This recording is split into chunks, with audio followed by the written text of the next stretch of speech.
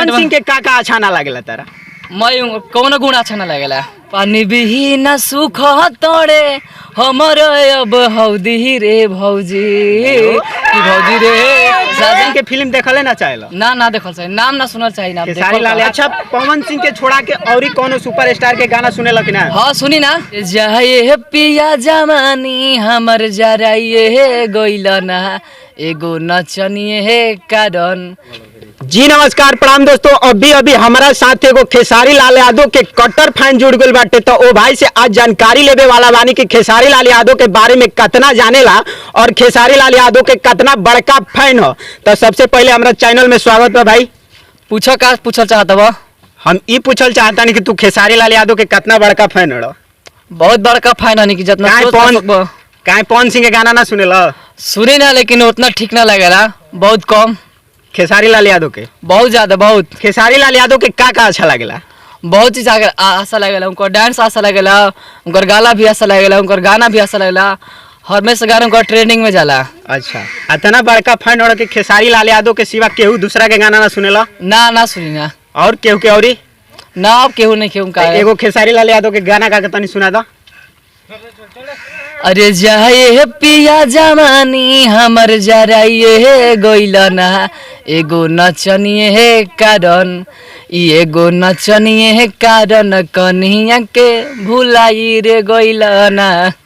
जियो शेर ई भाई ऐसन बा कि खेसारी लाल यादव के सिवा दूसरा केहू के गाना सुन नहीं के सकत। और जानकारी लेता नहीं कि दशहरा के शुभ अवसर पर दोनों सुपरस्टार के एक साथ फिल्म रिलीज भइल रहा।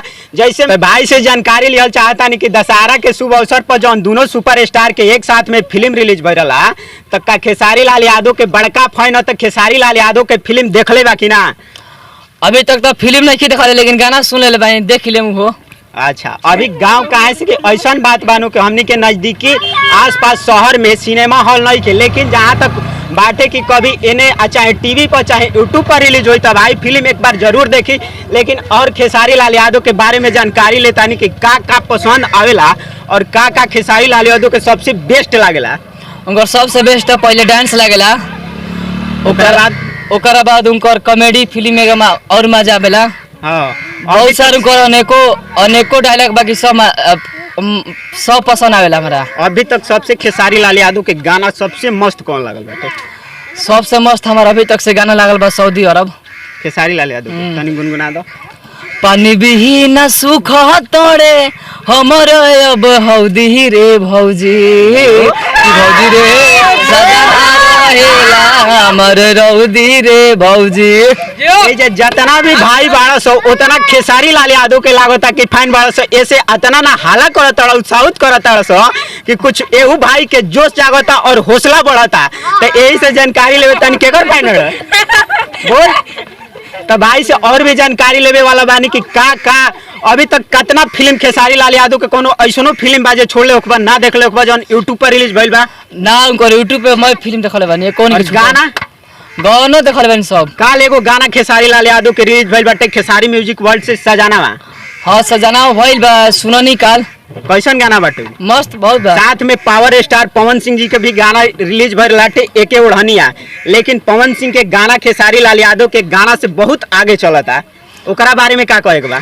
आगे का बा व्यूज में आगे बढ़ी हो, लाइक कमेंट में तो खेसारी लाल आगे बढ़े मारे। खेसारी लाल के ट्रेंडिंग में भी गाना बा, ट्रेंडिंग में बा, लेकिन व्यूज में ज्यादा आगे बाटे पवन सिंह के गाना। हाँ तो हो इनको लाइक में तो बोल ही बा। अच्छा पवन सिंह के का अच्छा ना लागेला तारा? मैं कौन गुण अच्छा ना लगेला? पवन सिंह के कुछ भी पसंद आवेला ना? फिल्म अभी कितना मस्त बनल बिया, हर गंगे सफाई अभियान पर फिल्म बनल बिया, गंगा सफाई पे कुछ भी बनाओ हमारा मतलब सुनी के ठीक है ना? पवन सिंह के फिल्म देखले ना चाहेला? ना देखल चाहिए, नाम ना सुनल चाहिए ना। खेसारी लाल यादव के एकदम कट्टर फैन बाड़ो? एकदम कट्टर। खेसारी लाल यादव के फोटो लगा के पूजा ना करेलो? ना अब तक पूजा ना करी ना। मतलब खेसारी लाल यादव के सिवा दूसरा के फिल्म देखा ही के नहीं के? ना नहीं के देगा गाना सुने के बाद ना। अच्छा पवन सिंह के छोड़ा के और कौन सुपरस्टार के गाना सुने लगी ना? हाँ सुनी ना। केकर? टुनटुन यादव। और तनी उनकर एगो गाना जौन तारा सबसे बढ़िया और सबसे मस्त लागत हो के वो गाना सुना दो। छत पर चढ़ी के तू देतरू गाड़ी दिहला गाड़ी तुहारे परी जाई भारी कैसा लागिल बड़ निमन बरतिया नतिया अखिया मारता ई बेरी बेरी बबरी झारता। इहो गाना 100 मिलियन करस कबूल बैंकर। अच्छा, अभी अभी दशहरा कुछ दिन पहले बीतल हटे और खेसारी लाल यादव के 7 से 8 गो गाना आयल हटे, जौन की गाना 2 से 3 मिलियन तक बाजल है लास्ट। लेकिन पावर स्टार पवन सिंह के गाना एगो बाटे और फुल अढ़ौल, उ गाना लगभग 20 मिलियन क्रॉस बा। तो ओकरा बारे में का कहल चाहत? कहल का चाहता नहीं, हर में खेसारियो तो बाजते रहल हन। हाँ, ऐसा बात नहीं है। तो पवन सिंह कहाँ बजाता रहे, पीछे रहल हन, हमारे हिसाब से तो आगे नहीं खनू। अभी कुछ दिन पहले खेसारी लाल यादव रेंज रोवर गाड़ी ले ले हैं, जौन की लगभग 2.5 करोड़ के दिया। ओकरा बारे में का कहल चाहत? ओकरा बारे बहुत बढ़िया कहले, भोजपुरी में सबसे पहले ले हन गाड़ी हो। 11 पहले भोजपुरी में केहू ले ना रहे। एक जानी ले ले रही है जिनकर नाम हटे देवी जी, वो गाड़ी पहले से ले ले बाड़ी। ना तो पवन सिंह के सारी में होता नो। हाँ, तो पवन सिंह खेसारी में खेसारी तो हम मानता नहीं जे नाम कैले बाणे भोजपुरी में पहला बार ऐसा सिंगर बाणे जौन की 2.5 करोड़ के गाड़ी पर चढ़े ले। अभी तक भोजपुरी में पहले ही एगो देवी जी सिंगर रही है जौन की गाड़ी ले ले रही है। लेकिन दूसरका बाद नाम कैले तो ट्रेंडिंग स्टार खेसारी लाल यादव, जौन की खेसारी लाल यादव के बहुत बड़का फैन हटे ई भाई। और कुछ बताओ खेसारी लाल यादव के बारे में, जौन सबसे मस्त लागत होके। अभी कुछ दिन पहले अपना माता पिता के लेके आए रहे हैं, छपरा में गाड़ी पर बैठा के घुमैले हैं, सिनेमा हॉल तक ले जाके घुमा के फिल्म देखे के बारे में सब जानकारी दिले हैं। का कहल चाहते रहो? का कहल चाहते नु ठीक कहले हन, अपन माई बाबू को हॉल में दिखा दे रहा फिल्म और ऐसे बढ़िया का चाहिए। अच्छा, तो तारा खेसारी लाल से मुलाकात हुई तो सबसे पहले का करबो? सबसे पहले का करम तो तू जानता हम का करम। खेसारी लाल के बड़का फैन रहा तो खेसारी लाल के गिफ्ट देबो कुछ की ऐसा ही माने भेंट? अरे गिफ्ट तो करल जाई, मतलब खेसारी लाल यादव के सिवा दूसरा केहू के गाना नहीं के सुने के? ना, नहीं के सुने के, सिर्फ खेसारी लाल यादव। ओकरा बाद ई भाई सुनबो करी केहू के गाना तो उ बाणे टुनटुन यादव। टुनटुन यादव के सिवा सिर्फ 2 ही गो स्टार बाणे लो भोजपुरी में जेकर गाना भाई सुनेला, खेसारी लाल यादव और टुनटुन यादव के। तो टुनटुन यादव के कितना बढ़िया फैन हो? उनको बढ़िया फैन है उनको, सिर्फ 2 ही गो सुपरस्टार। हाँ, सिर्फ 2 गो सुपरस्टार। फिल्म में अभी तो टुनटुन यादव नईखन दिखल, लेकिन दिखिए तो उनका प्रति तार का मतलब प्यार रही, सपोर्ट करबो कि ना? बहुत सपोर्ट करम कहे ना टुनटुन यादव के भी। हो भोजपुरी में अगर केहू के गाना सुने के बाद तो सिर्फ 2 ही सुपरस्टार के, तो खेसारी लाल यादव और पवन सिंह के। ना पवन सिंह के ना, टुनटुन यादव के। अच्छा, पवन सिंह से तारा का बैर बाटे? जहाँ तक कि पवन सिंह ही बाणे जौन की भोजपुरी के बहुत दूर दूर तक विदेश तक ले जानल जाला, ओकरा तो पवन सिंह से तारा का बैर बाटे कि पवन सिंह के गाना नहीं सुनल चाह? बहुत बार बा दिक्कत बहुत बा। का मतलब का पवन सिंह से का अच्छा ना लगेला? पवन सिंह के बहुत चीज आशा ना लगेला, गाना चुरा के भी गावेलन पवन सिंह। ऐसा कौन गाना बाटे जौन की पावर स्टार चुरा के गइले बाणे? अभी तक सजानावा गाना आइल बा जौन ट्रेंडिंग स्टार के, वो 2 साल पहले एगो सिंगर गाना गा देले बाणे, और वही सेम गाना उठा के खेसारी लाल गा देले बाणे काल। ना ऐसा खेसारी लाल ना करला। तो पवन सिंह कौन गाना चुरा के गइले बाणे? वो चुनमुनिये वाला गाना चुरा के गइले बाणे, और आरा के खूटा से फाटल बा। अच्छा, एगो बबुआ खुश करके जाइबे ना। पवन सिंह के कहाँ गाना बा बबुआ के खुश करके जइबे ना? आरा में बाना। अच्छा, तारा पवन सिंह से काहे इतना बड़का विरोध बाटे? हमरा बुझात नहीं के पवन सिंह जहाँ तक बाणे कि अभी तक भोजपुरी में केहू सबसे बड़ा नाम कोइले बा तो उ बाणे भोजपुरी के पावर स्टार पवन सिंह।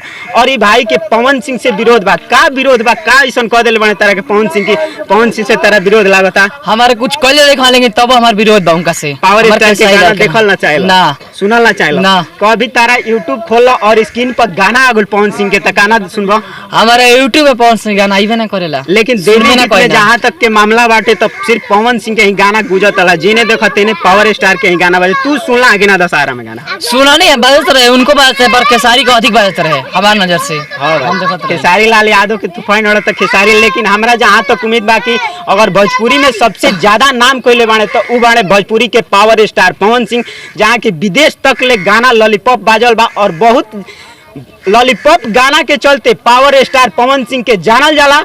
और भोजपुरी में इतना बड़ नाम बा और भोजपुरी के नाम जगह जगह गुजेला। अगर उ गाना बा तो लॉलीपॉप, तो तू काहे ऐसे कहत रह लॉलीपॉप विदेशों में बाजेला?